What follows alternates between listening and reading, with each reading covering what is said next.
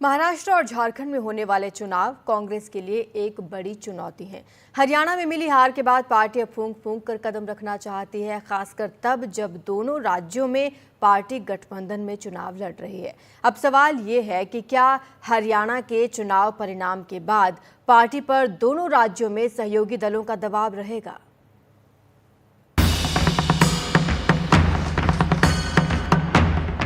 जम्मू कश्मीर में बुधवार को इंडिया गठबंधन ने एकजुटता दिखाने की कोशिश की।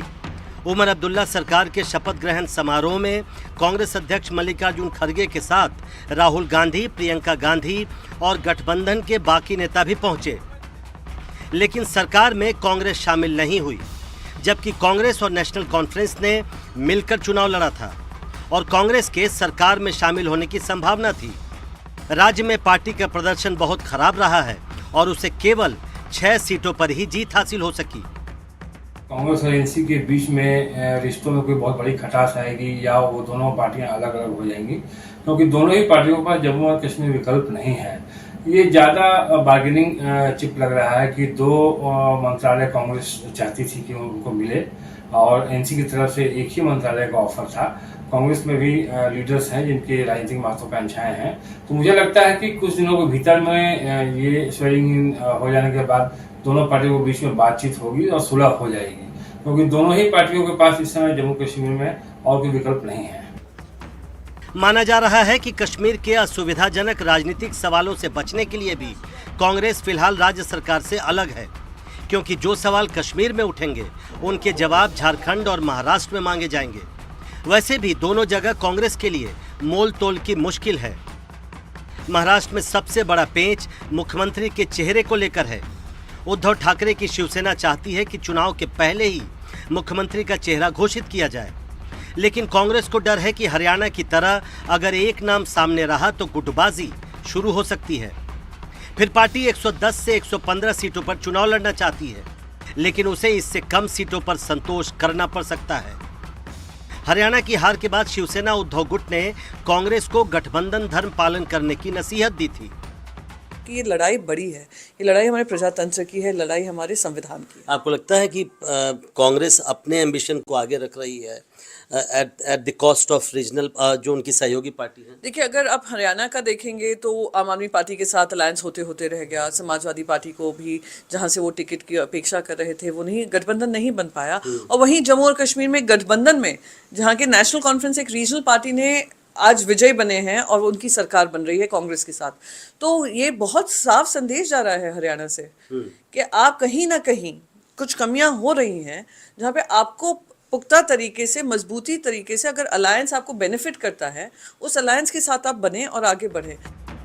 हालांकि जानकार मानते हैं कि हरियाणा चुनाव ने महाराष्ट्र में कांग्रेस और सहयोगी पार्टियों को जमीनी सच्चाई से अवगत करा दिया है और उनकी पहली प्राथमिकता एनडीए सरकार को हटाने की है। ऐसे में सभी पार्टियां एक कदम पीछे हटने को तैयार हैं, मामला चाहे सीटों का हो या फिर सीएम उम्मीदवार का। किसी भी हाल में महाराष्ट्र को गंवाना नहीं है, इसलिए सभी रियलिस्टिक पे है। जहां जिसकी सीट है, जहां जिसकी ताकत है और जिसके पास में विनेबल कैंडिडेट है, इससे के ऊपर चलेगा। शरद पवार का इसके पहले भी यही था कि भाई आपके पास सीट है तो विनेबल कैंडिडेट दिखाइए।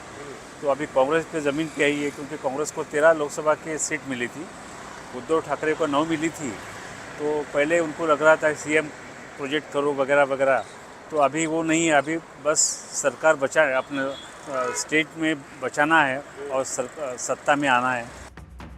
झारखंड में भी कमोबेश यही स्थिति है। झारखंड में कांग्रेस का जेएमएम और आरजेडी के साथ गठबंधन है। 2019 में पार्टी 31 सीटों पर लड़ी थी, इस बार 33 सीटों पर उम्मीद लगाए बैठी है, लेकिन ऐसा लगता है कि पार्टी को इस बार भी 31 सीटों से ही संतोष करना पड़ेगा। हरियाणा चुनाव में कांग्रेस की हार बुरे समय पे आई है, क्योंकि इस रिजल्ट के ठीक 2 महीने के भीतर में झारखंड में चुनाव होने हैं, जहां कांग्रेस की अलायंस पार्टनर जेएमएम का ट्राइबल्स के बीच में स्ट्रांग बेस है। नॉन ट्राइबल बेस में जो कांग्रेस के बड़े नेता थे, या तो गुजर चुके हैं या उनका प्रभाव खत्म हो चुका है। तो हरियाणा का चुनाव में कांग्रेस की जो उम्मीदें थी वो उस पर खरी नहीं उतरी, और इस बात को बल मिलता है कि जहां भी भाजपा से कांग्रेस अकेले चुनाव लड़ रही है वहां वो कमजोर रहती है। इसका असर झारखंड पे हमें देखने को मिलेगा।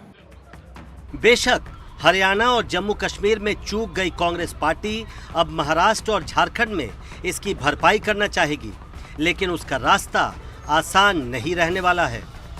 नई दिल्ली से प्रशांत, एनडीटीवी इंडिया।